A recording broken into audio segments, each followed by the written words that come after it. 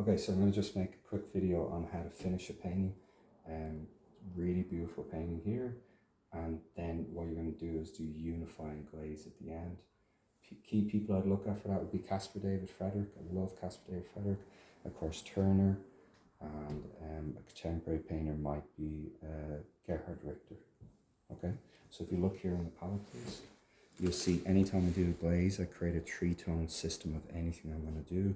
3 purples, 3 darks, and then I look for the main dark. So the main dark is actually a pretty cold purple. So I've got my soft brush that I designed with Richard Oliver, and I'm going to bring that into this shadow here. Okay. Now I think the colour you already chose is really nice, but we're doing a secondary glaze over. And I want people to see how rich that tone is, look, in the colour. Now look here, we've already done a test run, and that is much closer to this, isn't it?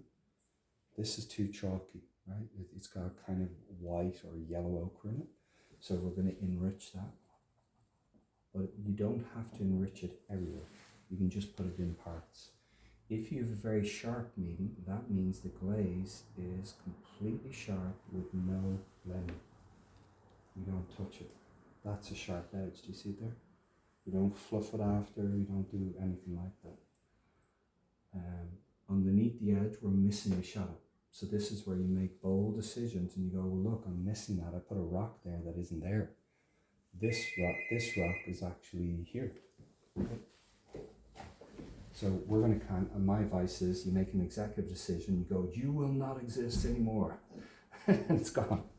You just get rid of it. It's going to be better for the painting. So now we've got rid of this, which was up here. We have the shadow back. That shadow is really important to this composition. This part is really important as well. So I'm going to emphasize that part. Go in, lock, shake.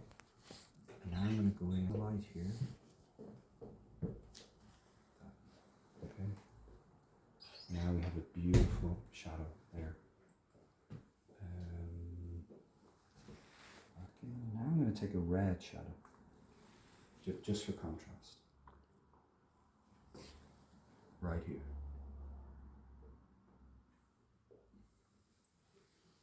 That's a red shadow. This is blue, that is more red inside it.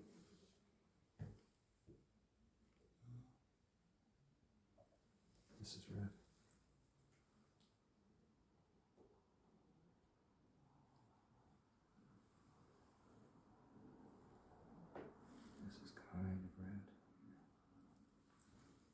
Okay, and this rock, let's have a bit of fun with this rock. Make sure it's dry.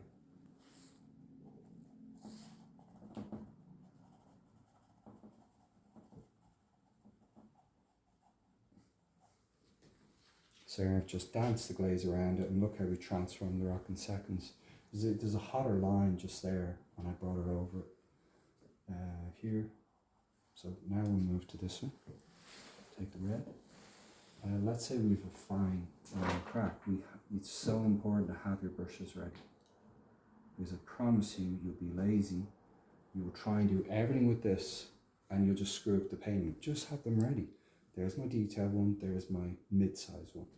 So anytime I see a little crack or a dot, and I have my mixes made, so I also won't be lazy with that. I won't go, well, you know, I just have a red glaze. I'll just do it all in red. You've made them all. So you have a brown, you have a red, you have a blue. So if I'm looking at this rock and I wanted to make it more complicated, I could start to dance little bits of light like that along this one like that. Look, then rub with your finger and put it out of focus. But I might decide to leave them the way they are. That means they're very sparky for the eyes. So you see that bit there? That's a really key point. So if I wanted to really make us look at this, I may go like this, look. See? So now we really go and we say, what's happening with this rock? This is a sharp outline. So we'll take that like that. We'll get a brush with nothing in it. Tiny little brush, look. And they can be crappy old brushes as long as they're soft. And then we can manipulate the line, look. This brush has no painting. So now I've softened that line. I may decide I don't like this. I don't mind it being sharp that side, but I'm going to diffuse it this side, watch. Now we have a sharp line, really important for what you're doing, but diffuse there, and maybe I'll diffuse it a little bit more. Last thing we'll do is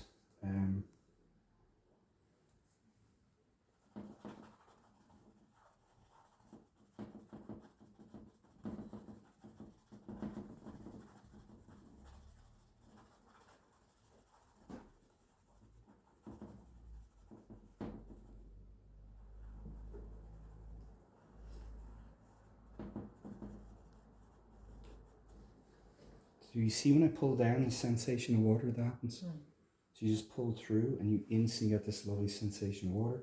I would have the same there. I won't do it, but just so you know. So we'll go like that, put that in like that. Okay. We'll now take your rigger brush. The rigger brush we pre-prepared, look, the highlight for the water. This is the exact same how I did the hair. Load like that. And have the bamboo thing you have. So store your brushes in a row thing. Please don't see this as a criticism of you, but that's like €100 gone because all the brushes are banged and they all bend back and they lose their point. So definitely worth it to have those bamboo roll things. Okay, we've got these lovely lines here, right? So there's two things we can do. I'm going to get my glaze swatch.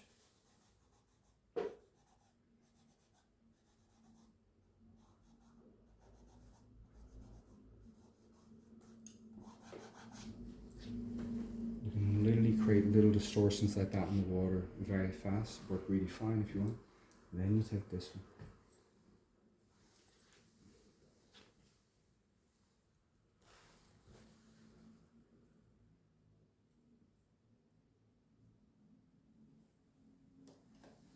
And you bring that through in the same session.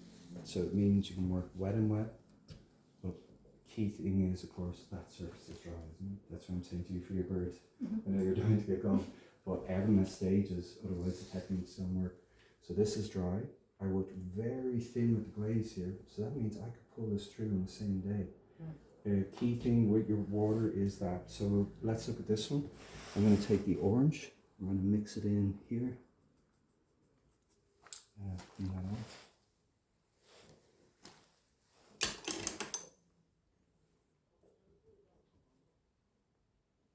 Is this one you're thinking for your water, the orange bit? Yeah. Maybe make it a little bit warmer. Look. Okay, I'm looking up here.